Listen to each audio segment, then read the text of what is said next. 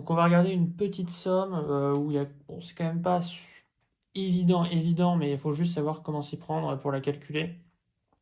Alors vous voyez du Pp sur n, donc vous allez peut-être penser aux racines énièmes de l'unité et vous avez raison, ça va intervenir. Mais donc on va regarder comment est-ce qu'on peut calculer cette somme.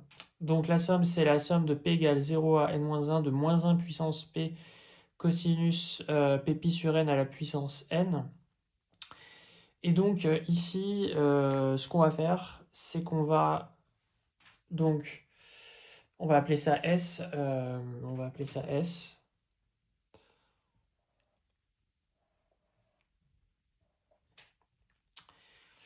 Et ce qu'on va faire, c'est qu'on va écrire que S, c'est la somme de P égale 0 à n-1 de moins 1 puissance P. Et en fait, vous savez que euh, en fait, cos θ, c'est égal à exponentielle iθ plus exponentielle moins iθ sur 2. Donc ce qu'on va faire, c'est qu'on va dire que c'est la somme de P égale 0 à n-1 de moins 1 puissance P en fait exponentielle IPP sur n plus exponentielle moins IPP sur n sur 2. Et tout ça à la puissance n. Donc une fois qu'on a dit ça, donc évidemment, ce qu'on va faire, c'est que c'est donc la somme de P égale 0 à n-1 de moins 1 puissance P sur 2 puissance n. Donc exponentielle IPP, hop, je vais faire une parenthèse plus grande, sur n plus exponentielle moins IPP sur n à la puissance n. Alors il y a une méthode de résolution ici, c'est de se rendre compte, alors il y a peut-être plusieurs méthodes de résolution, mais en général quand vous voyez quelque chose du style exponentielle ix plus exponentielle moins ax, vous devez penser à la formule, enfin à la factorisation par l'angle moitié. Donc en fait, ce qui se passe, c'est que exponentielle iθ plus exponentielle moins iθ, en fait, si on multiplie par exponentielle moins iθ, ça fait 1 plus exponentielle moins 2 iθ. Du coup, ça c'est voilà, c'est ce qu'on appelle la factorisation par l'angle moitié. Alors souvent, on voit plutôt dans l'autre sens. On voit aussi,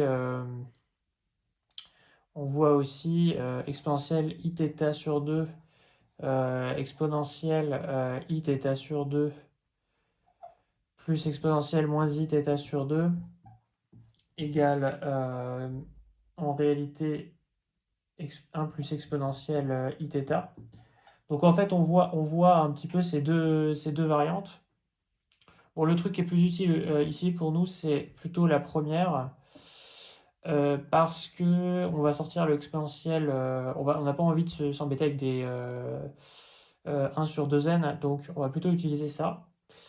Et du coup, si on réécrit S égale la somme de P égale 0 à n-1, donc moins 1 puissance P sur 2 puissance n, donc ça bouge pas. Et on va multiplier, donc en fait ce qui va se passer, c'est qu'on va sortir l'exponentielle moins iθ, donc ici ça va être exponentielle, donc évidemment moins IPP sur n puissance n, donc moins IPP, puisque c'est la puissance n, et à l'intérieur, bah, on va avoir 1 plus exponentielle moins 2 IPP sur n, à la puissance n.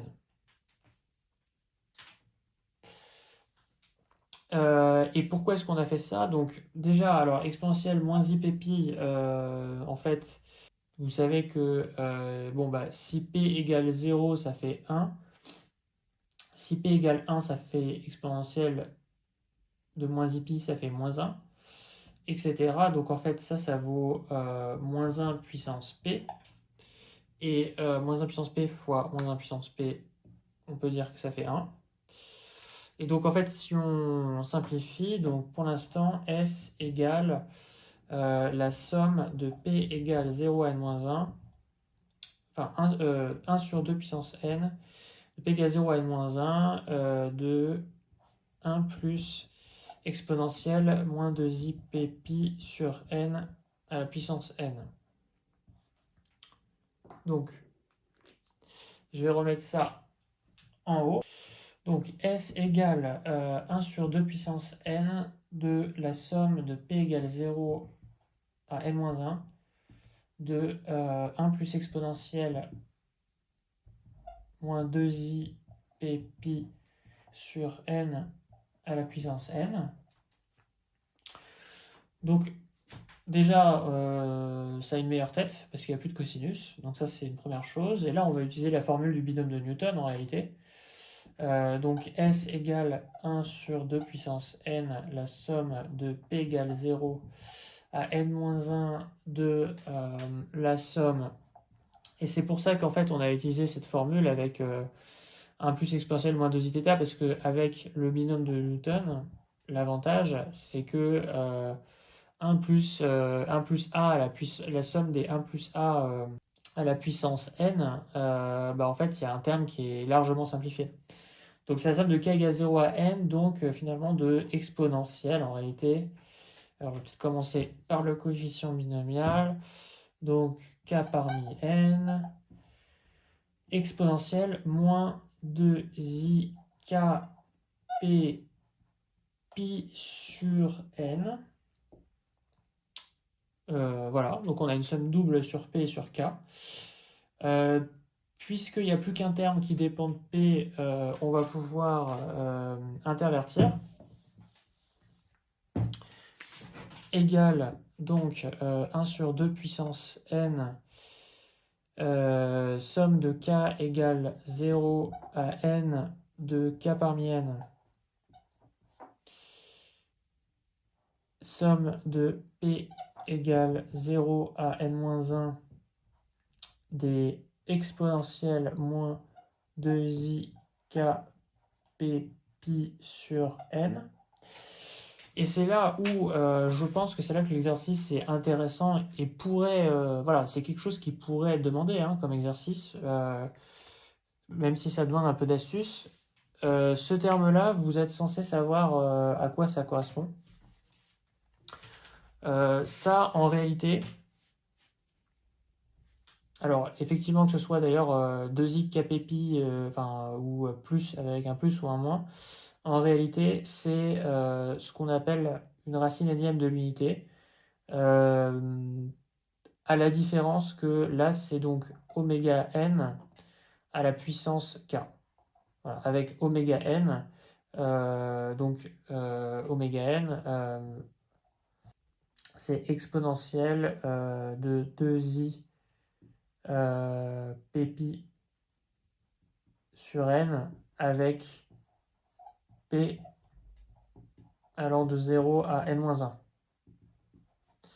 Donc c'est les racines énièmes de l'unité. Et là, en fait, c'est la somme des racines énièmes de l'unité, des différentes racines énièmes de l'unité à la puissance k. Donc, et donc ça, vous devez savoir, après c'est un classique, on peut le retrouver, mais en gros, le truc c'est que ce terme-là, en fait, donc, pardon, tout ça, en réalité, ça vaut 0, et sauf si k égale 0 ou k égale n. C'est ça un petit peu l'astuce de l'exercice. Et pourquoi c'est le cas? Parce qu'en fait, si on fait le calcul, alors je vous avoue que en regardant la vidéo, je me suis rendu compte que c'était pas super clair l'explication sur les racines énièmes de l'unité, donc je vais le refaire lentement pour vraiment bien que vous compreniez. Donc en fait, l'idée c'est que en général on appelle UN, c'est l'ensemble des racines énièmes de l'unité. donc racine nème de l'unité. Et en fait, c'est égal à l'ensemble des exponentielles de i. Donc ici, on va écrire Pp pour comprendre avec l'exercice, mais on peut retrouver P ou K, hein, peu importe. 2i Pp sur n pour P allant de 0 à n-1. Donc ça, c'est l'ensemble des n racines nème de l'unité. Voilà. Et l'exercice ici, c'est de dire, donc là, si par exemple, on écrit que ça, c'est oméga p, c'est voilà, la pème racine nème de l'unité. Donc oméga p, Pn, hein, il y a deux indices. C'est la pm racine nème de l'unité. La question, c'est quand on somme, c'est oméga Pn et qu'on on les met toutes à la puissance k. Donc pour P allant de 0 à n-1, puisqu'il y a n racines nème de l'unité qui vont de P égale 0 à n-1, donc c'est exponentielle de j pp sur n. Et quand on met ça à la puissance k, en fait la question c'est qu'est-ce que ça fait en fait. C'est ça la question, c'est que fait ce terme. Et en fait, on écrit juste les choses comme ça, en fait, hein, c'est juste la somme de P égale 0 à n-1 de, on met le k voilà, dans le exponentiel directement, 2i kpi sur n à la puissance p. Et donc ça, vous savez que ça fait 1 moins exponentielle p, pour p égale n, 2i n pi sur n sur 1 moins exponentielle 2i capi, pardon, il y a un k évidemment, 1 moins exponentielle 2i capi sur n. Donc, et ça, et c'est logique avec le fait que ce sont les racines nème de l'unité. Hein. Et évidemment, la définition, c'est que oméga p n pour tout p puissance n, ça fait 1. Donc, ce truc-là, en fait, ça vaut 0 par définition. Et puis, on le voit, hein, 2i capi, donc 1 moins ça fait 1 moins 1, ça fait 0.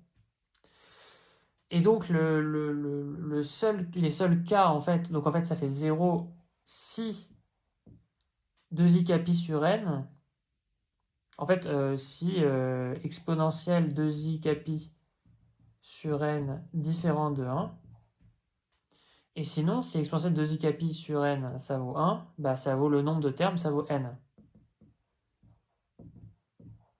D'où la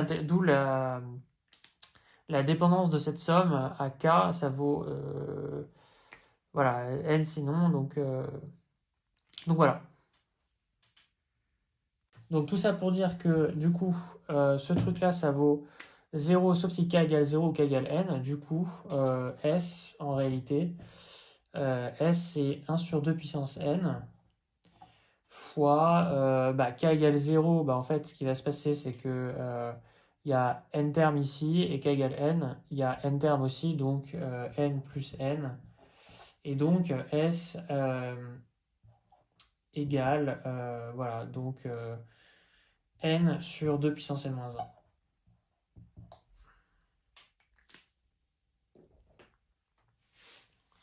Donc on a le résultat que ça vaut n sur 2 puissance n-1.